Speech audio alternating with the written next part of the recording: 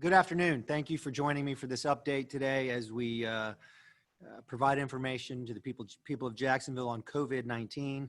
On the call today is Sheriff Mike Williams, Fire Chief Keith Powers, and Director Woodard from the Emergency Operations Center. They'll all have information to share today and will also be available for questions when we get into the question and answer session. We're in the third week of emergency declaration that I made and that I signed. And it's been an unusual 3 weeks. I was reflecting on what the people of this city are facing and what these 3 weeks have been, and frankly, what's to come. We've asked people that can work from home to work from home. We have asked people to socially distance. We've asked people to not to go out if they don't need to.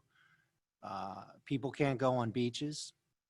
And this all happened really fast. And it's not an experience that any of us have been through. I've declared emergencies before. I've had to evacuate people. But in those situations, we had the context of the experience that we could use. We'd seen hurricanes devastate other cities and people, and we could see through the news, track what was coming and if it was coming our direction. So it was all very real to us. And we've asked all of you to change your behaviors based on something you can't see. The information you have is simply what you hear in the news and what you're seeing happening around the world. But it is my responsibility to make sure that you understand that this virus is real and that it spreads person to person. It doesn't spread itself. And that even if you have it and if you get it and you have no symptoms, you can pass it. And if it passes to many people that end up with serious conditions and they end up hospitalized, it'll fill our hospitals. It'll put our medical professionals at risk. It will put other people at risk with other conditions, diabetes, heart conditions, etc., because they won't have access to the care because the hospitals will be full. So the simple measures that I've asked are real. The ones that include washing your hands and socially distancing. I saw people this weekend shaking hands with each other.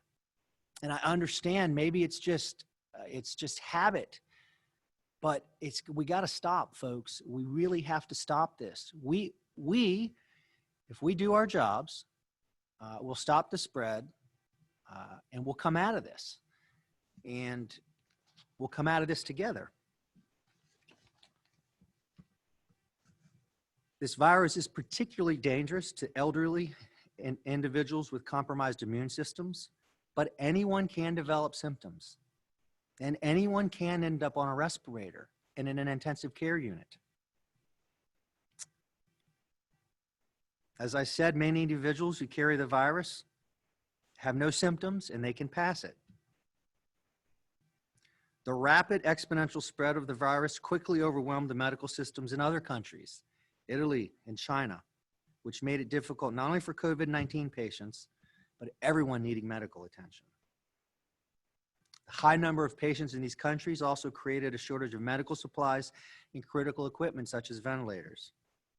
These are the scenarios we're working to avoid here in Jacksonville. That's why social distancing and the other efforts we made with state and federal partners are so incredibly important. And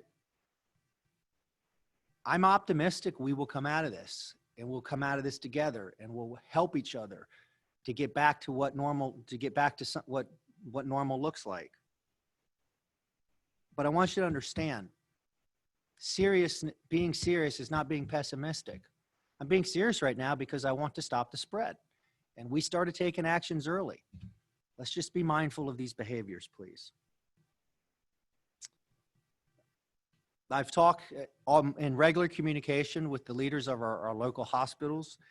And capacity is not an issue at this point.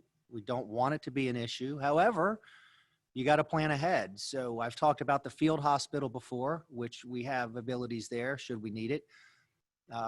We're also in discussions with other folks, initial discussions of creative ways how we could maybe quickly set up space for patients if we needed it.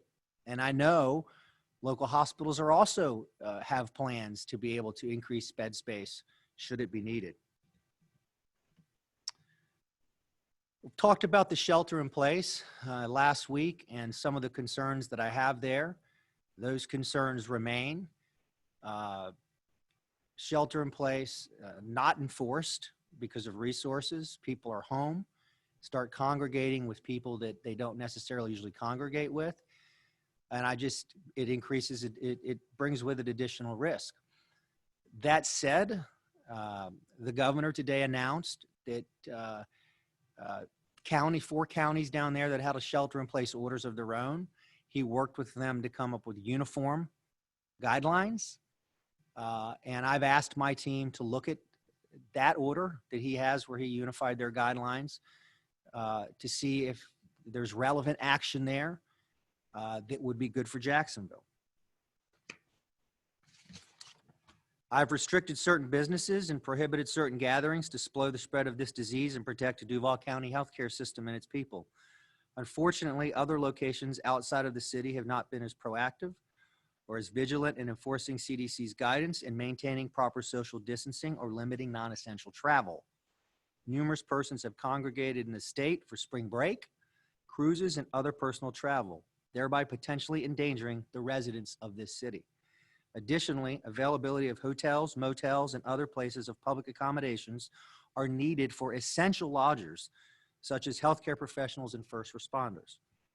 Today, I have signed an executive order prohibiting all hotels, motels, and other commercial lodging establishments from accepting or extending reservations for any person other than essential lodgers, effective at 5 p.m. today.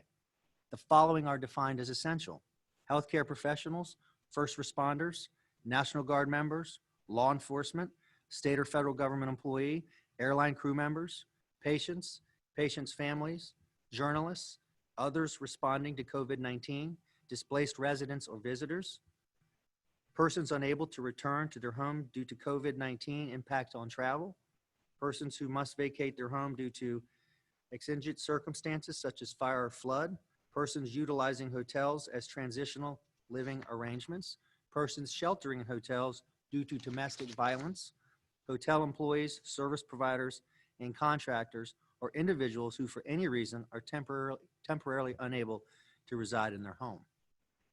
That's effective 5 p.m. today. Over the weekend, the state of Florida deposited $10 million into the city's bank account. These were reimbursement payments from past disasters and were accelerated to help this crisis. I want to thank our governor, Ron DeSantis, and his team for expediting these funds. These funds were immediately allocated to bolster prevention efforts, response operations, and support first responders. I'm grateful to Governor Ron DeSantis and the Florida Department of Emergency Management for making this happen. Over the weekend, we shared some news regarding the testing locations at Lot J and Prime Osborne Center. Temperature criteria at the federal testing location, Lot J, was removed. Those wishing to be tested no longer need to have a temperature of 99.6 or higher, but they will still need to have respiratory symptoms.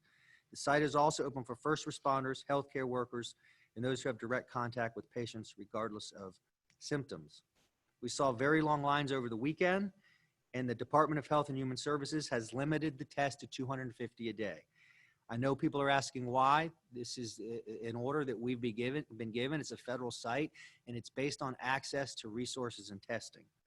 This is to conserve supplies and prevent the testing facility from being overwhelmed. I urge folks to get to Lot J site as close to 9 p.m. as they can to be tested. However, it's very important you cannot get in line until 8 a.m. The city-sponsored testing location we launched in partnership with Baptist Health and Telescope Health is still operational.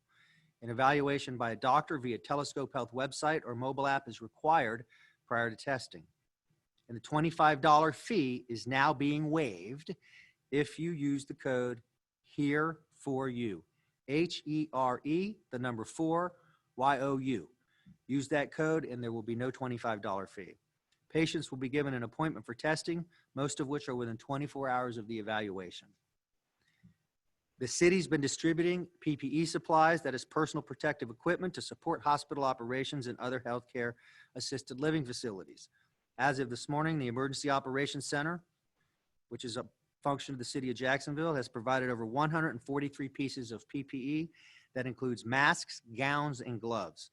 Director Woodard will provide more details on this later on this call.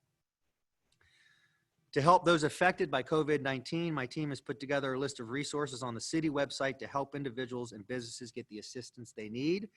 You can visit www.coj.net/recovery resources for information about financial recovery, mental health resources, and other helpful links. Those resources include information on small business loans, bartender emergency assistant, disaster unemployment, and more. Again, that's www.coj.net/recovery resources. Before we close, I want to remind everyone again, pick up the phone and call somebody at 7 o'clock tonight, share with them, listen to them. I have found over the last few days these to be very meaningful, both in my own experience and other people that have shared with me the phone calls they've been giving and making as well. We're all in this together. Let's take the precautions and the measures that we've implemented and asked you to do. So please practice social distancing, wash your hands, and let's come out of this together. With that, I'll turn it over to Sheriff Williams. Thank you, Mayor. So just quickly, we, in terms of agency impact, we still have only just over 1% of our agency has been impacted by the virus, either in quarantine mode or because they have symptoms. And obviously that number changes every day, and it's something that we're watching closely. That would include our corrections staff, and we currently have no confirmed cases still to this date in the jail. So something, again, that we're watching very closely. All that being said, obviously we are continuing normal day-to-day operations, law enforcement operations in the city. Those have not been impacted by any virus type related operations that we're doing at this point. Long term, we could see some impacts, but currently we've not. And so we're good in that posture for now. So, and I'll be here. That's it for me, Mayor, and I'll be here for questions. Thank you, Sheriff. Chief Powers, head of Jacksonville Fire and Rescue. Yes, sir. Thank you, Mr. Mayor. Good afternoon. I want to take a few minutes to update you on the JFRD operations. Besides the COVID-19 related calls that JFRD continues to respond to, we're also responding to EMS and fire runs that occur in the city of Jacksonville every day. And we've seen an 8% increase in run volume this month compared to February. In addition, we're supporting the Emergency Operations Center with additional staff, and we're also supporting the EOC warehouse with JFRD personnel to assist with the distribution of badly needed PPE to our area healthcare facilities. JFRD personnel are also at the Lot J site every day, ensuring the people in this community receive testing when they become ill. I say all that to make this point. The men and women of JFRD are working extremely hard to ensure that we provide the fire and rescue service to the city of Jacksonville that you've come to know and expect. And I personally want to thank every one of them for their selfless sacrifice to this city. And speaking of increased workload, I want to remind everyone in Duval County that there's a no burn ban in effect year round. With a lot of people home from work due to the coronavirus, I know spring cleaning is in full swing at homes all over this city. And we're entering fire season, and I want to remind people not to burn their yard debris. Currently, conditions are abnormally dry. We are having abnormally temperatures above normal, and the trees and plants are blooming, which removes moisture from the ground, further drying out the area. This all contributes to an increased chance for woods fires. And all it takes is one ember to escape, and we could have a bad situation on our hands. Please don't further tax our first responders by accidentally starting a brush fire. And with that, thank you, and I'll turn it back over to the mayor. Thank you, Chief. Director Woodard with Emergency Operations. Thank you, Mayor Curry. We have our staff from the Emergency Operations Center operating out of 3 different locations to ensure that we can continue what we need to do in support of all the COVID-19 operations. As the mayor mentioned, over the weekend and last week, we have been actively and aggressively delivering personal protective equipment We've passed out to facilities over 143,000 items.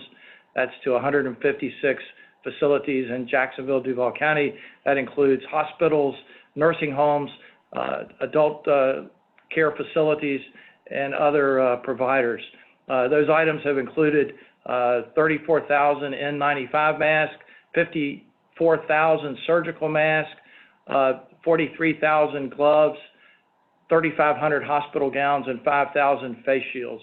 And these life-saving items really will allow our healthcare workers to continue to serve the public and their patients. We're closely monitoring the status of healthcare facilities and working to support all of the city operations. Thank you. Thank you, Director. Clarification on my executive order, it's effective tomorrow at 5 p.m. AG with Florida Politics.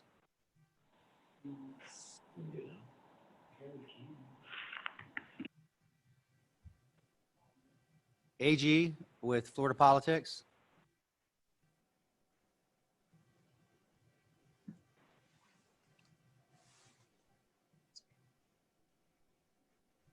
I think the camera.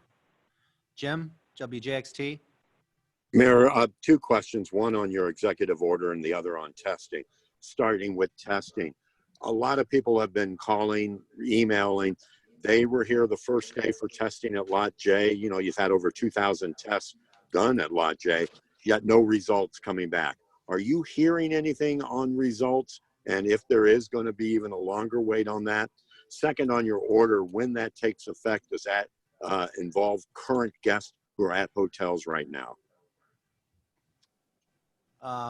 Let me go to the first question on testing and ask our Fire Chief Powers to handle that, and then we'll come back to current guests. So Jim, currently there's about a 5 to 8 day window from the time the test is given until the results come back. Obviously with the labs are under increased stress right now with all the tests that are going on throughout the country. So there may be a little bit longer of a delay in that. But I'll work on, after we get off the call, I'll work on getting you an answer how much longer it should be. Have you heard of any results, Chief, coming back? Yes, I have. We've had some of our first responders that have come back. But other than the first responders, that's what we're hearing is from people that even some medical workers saying, they don't understand. I know a lot of this is going to North Carolina, so that is their concern. You know, like I said, when we get off the call, I'll go up there and figure out what's going on and see what kind of numbers we've had come back so far. Jim, the second part of your question about current guests, I just signed the executive order. Obviously, when we sign these, we work with our lawyers. So while we're on this call, I'll get clarification on that, and we'll get that to you before we end this press conference. So if a member of my team could get with someone that drafted the initial language so I can answer that question appropriately. Sky with WJCT. Hey, how's it going, Mayor? I think this one's for Director Woodard. I'm asking about that Master Command Center that we were hearing about last week. I just want to get an update. How is that going with communicating this command center with different area hospitals? I saw 6 on the email last week. Is that up and running, this Master Command Center? The Emergency Operations Center has been activated since the mayor made the declaration. We've been handling a lot of this virtually, talking with the hospitals and other healthcare facilities, working with the Department of Health and all of our partners. We had a meeting last week with, it was a virtual meeting, but there were over 125 different stakeholders on that, and we'll continue to do that to ensure that we're getting all the information to the key stakeholders.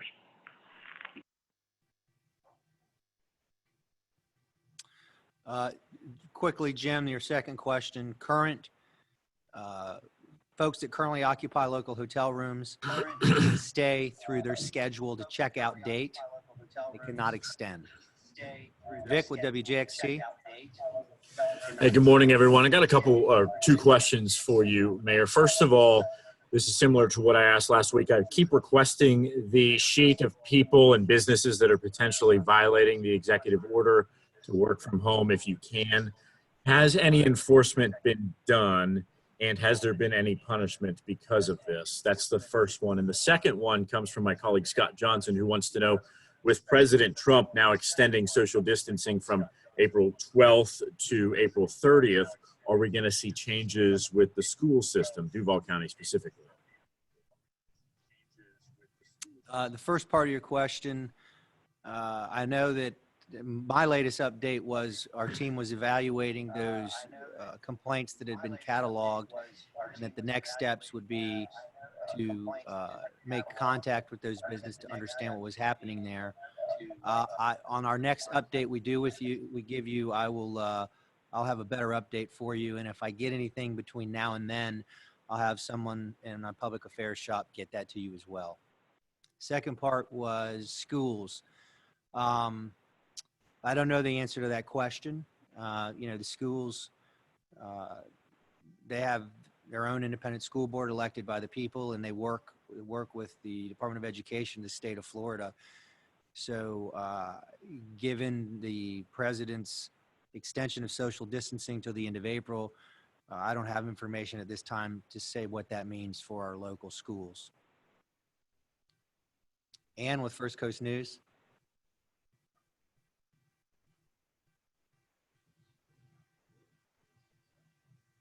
Good morning, Mayor. A couple of questions. One, regarding the jail population for the sheriff. I'm wondering if you can address what we've seen since the state attorney's office directive went out in terms of reducing that population, what it was and what it is now. And then for Chief Powers, the increase in run volume that he discussed at 8%, I'm wondering if there's any, if those are COVID related calls that are causing the increase, or what he could speak to about the reason. Hi, and I'll answer the jail population first. So we're currently under capacity. We have about 2,100 people currently in the jail, and our system-wide is about 2,600. So early on, several weeks ago, we went through the same process that we do in a hurricane. So anybody within about 30 days of end of sentence, again, nonviolent, low-level misdemeanor offenders, we went ahead and worked with the courts and got those people released. We did some releasing of people who were in work furlough programs. So they go out every day to work, they come back to the facility at night. We had those people released on home detention. So now they just work from home basically, or whatever job they had they were going to. So, and we continue to balance that. I don't have a number today and I'll get that number today in terms of the impact of the state's numbers, how many people. Again, it may have expanded a little bit beyond what we did initially. Our total number of our initial release was less than 100. And so I'm thinking total, we're going to have about the same thing again with the measures the state attorney's office put in place. But I'll have that number from them today, and we'll share it with you when we get it. Was there a second part of the question for Chief Powers? Did I hear that? Is that?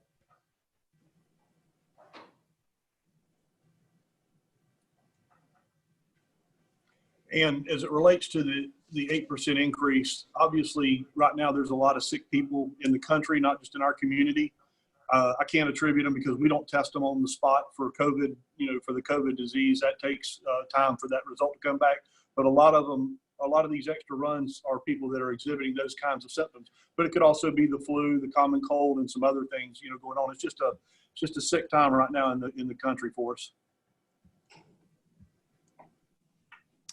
Vic, to answer your question about code enforcement, code enforcement will be engaging with businesses today. Lou with First Coast News. Hey, Mayor, a couple quick questions for you. So the governor has mentioned 500 of these rapid tests coming to Northeast Florida. He mentioned that in his briefing this morning. Things that could get results back in 45 minutes. He just mentioned Northeast Florida. On Saturday, he mentioned Jacksonville getting some of them. Do you know where those 500 will be coming, which test sites, and when? I do know that 500 will be in Jacksonville. I would expect they would probably end up with a healthcare provider. And then because, 500, those resources will have to be used wisely, but that's the information I have at this point. And when we get more, we'll share it with you. I'm glad they're coming here, though, obviously. Bridget with Action News. Yeah, I have a couple of questions. The first one is for you and the sheriff. We were sent videos of a block party.